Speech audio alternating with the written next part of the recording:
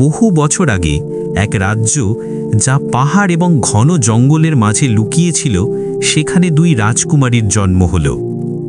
একজন বিনয় দিয়ে কথা বলতো, আসলে সে খুব বকবক করত। তার আওয়াজ বুলন্দ এবং দুর্দান্ত ছিল, যা মহলের প্রতিটি কোণে প্রতিধ্বনিত হতো। আর অন্য রাজকুমারী কিছুই বলতো না। কেউ জানত না যে ছোট রাজকুমারী এত শান্ত কেন হয়ে গেল। এই রাজকুমারী কিছু করে দেখাবে। হ্যাঁ, ঠিক বলেছ। তার আওয়াজে দারুণ তেজ আছে। আরে তাই না? এত গম্ভীর কেন হয়ে আছো? তোমাকে কেউ দেখছে না, শুধু ওই চাকর, কিন্তু সে তো সবাইকে দেখে। আর যাই হোক, আমি আমার পোশাকে পিছলে গেছিলাম আর পড়তে পড়তে বেঁচে গেছি। আচ্ছা বলো তো, আমার লাইল্যাক পরা উচিত না ল্যাভেন্ডার? সেগুলো একই রকম লাগে, কিন্তু আসলে সেগুলোর মধ্যে পার্থক্য আছে। সে দিলের ভালো ছিল। হেনার বাড়ির লোকেরা তার ব্যাপারে খুব চিন্তিত ছিল এবং তাদের মনে হতো যে সে কখনোই রাজগদ্দি সামলাতে পারবে না। ও, আপনি রাজকুমার মালিক, তাই না? আমি শুনেছি আপনার সাথে আরও অনেকে এসেছেন। আপনার সফর কেমন ছিল? পাহাড়ের মধ্যে দিয়ে যাওয়া সহজ নয়, আর শুধু বকবক বকবক বকবক বকবক বকবক। হেনা সম্পর্কে কিছু বিশেষত্ব ছিল যা কেউই জানত না। হেনা কথা বলতে পারত না, কিন্তু যা সে শুনতে পেত তা কেউ শুনতে পেত না। আমরা এই গাছের বৃদ্ধির জন্য যথেষ্ট। প্রকৃতি খামোশ। রাজকুমারী শুধু কম্পনকেই অনুভব করতে পারত না, প্রকৃতির ভাষাকেও বুঝতে পারত। আরে এই মাছগুলোকে তো দেখো, গাছ, নদীগুলো তার দিকে কখনো মনোযোগ দেয়নি। আসলে তারা হেনাকে কখনোই পর ভাবত না, এবং হেনা তাদের কথা শুনে এক অদ্ভুত শান্তি পেত। কিন্তু কয়েকদিন ধরে হেনা সাহায্যের আর্তনাদ শুনতে পাচ্ছিল। জঙ্গলের আওয়াজ। বেটা, তুমি শুধু বোর হয়ে গেছো হয়তো। আমাদের বেচারি মেয়ের বন্ধু নেই, তাই যাকে তাকে বন্ধু বানাচ্ছে। রাজকুমারী হেনা ঠিক করল যে সে নিজেই এই আওয়াজটার মোকাবিলা করবে। কিছুদূর হাঁটার পর সে কিছু শুনল। তারা হাঁটে, তারা ঘোরে, তারা মিথ্যা বলে। হেনা ভাবড়ে গেল। তার সব সময় মনে হতো যে জঙ্গল তার ঘর, কিন্তু সে যেমন যেমন জঙ্গলের গভীরতায় যেতে লাগল, সে এক অদ্ভুত অস্থিরতা অনুভব করতে লাগল। আর সে তার সামনে ছিল রুট কিপার। এটা কি সত্যি? সে মনে মনে ভাবল। কিন্তু রুট কিপার তো শুধু একটি গল্প। আমি এর সম্পর্কে রয় লাইব্রেরিতে পড়েছিলাম। রাজ্যের রক্ষক, অতীত এবং যুগগুলোর সাক্ষী। বাহ! হেনা সেই বিশাল গাছের ছাল স্পর্শ করল এবং অবাক হয়ে গেল। সেটা জ্বলে উঠল। অহংকার, লোভ এবং ভয়, এই সবগুলোর শিখা মহলের ভেতরেই কোথাও লুকিয়ে আছে। যেই হেনা তার হাত সরালো, তার হাতের তালুতে একটি লণ্ঠন এলো যাতে আলো জ্বলছিল। আপনাদের শিখাগুলোকে শান্ত করতেই হবে। শিখা? হেনা ভাবল, এটা কি জাদু? আর হ্যাঁ, এটা জাদুই ছিল। সেখানে মহলে হেনা তাদের সতর্ক করার পুরোপুরি চেষ্টা করল, কিন্তু তারা লণ্ঠন দেখতে পেল না। এটা কি শুধু আমি দেখতে পাচ্ছি? এটা কি সেই স্যুপের জন্য নয়? আমি বলেছিলাম মাশরুম না। তুমি ঠিক বলেছ, এটা তো অনর্থ হয়ে গেল। হ্যাঁ, সব সময় বকবক। সবাই চায় যে কেউ তো তাদের কথা শুনুক। আমি একটা স্কুল খুলব এদের মতো মানুষদের জন্য। ওহ, আমার মেয়ে।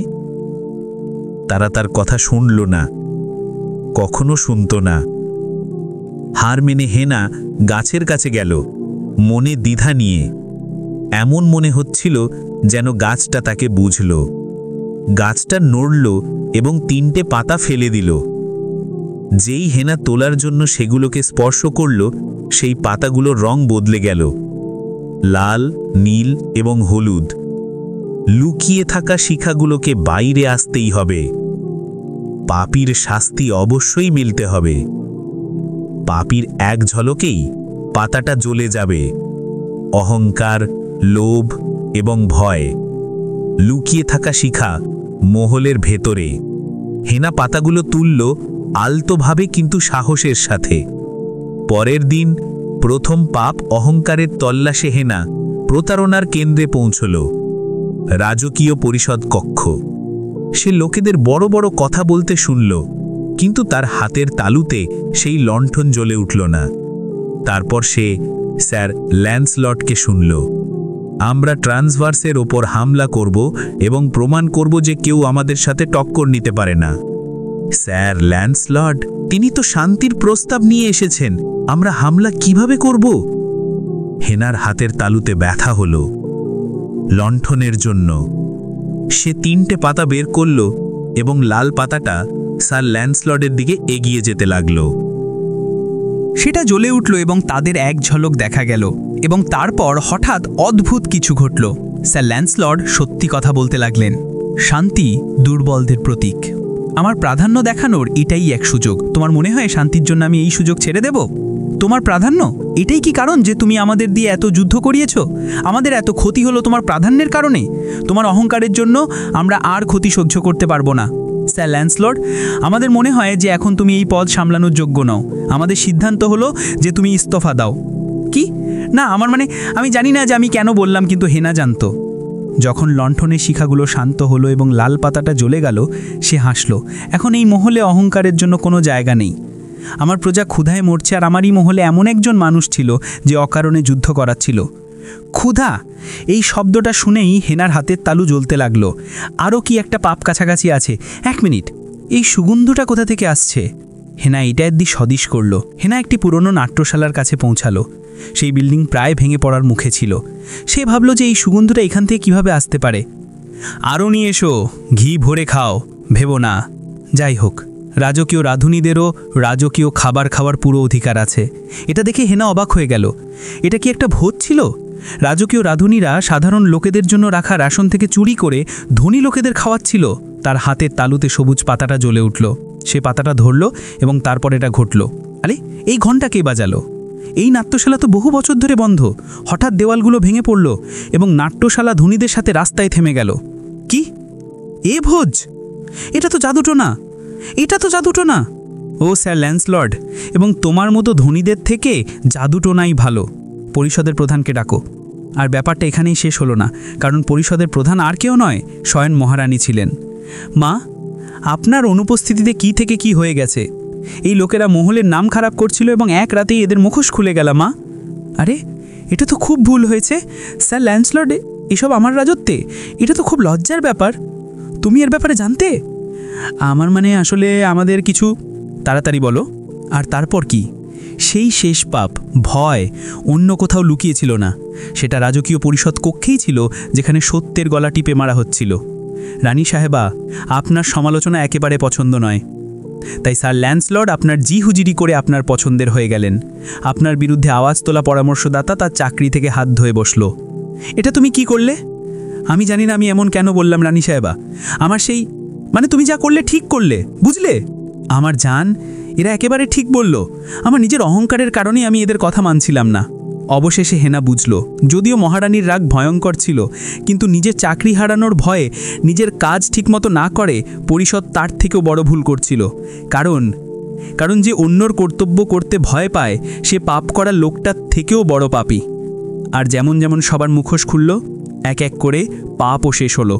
অহংকার, লোভ এবং ভয়, এই 3 পাপ শুধু উই পোকার মতো মহলকে ভেতর থেকে খাচ্ছিল না, বরং রাজ্যের উন্নতিতেও বাধা দিচ্ছিল।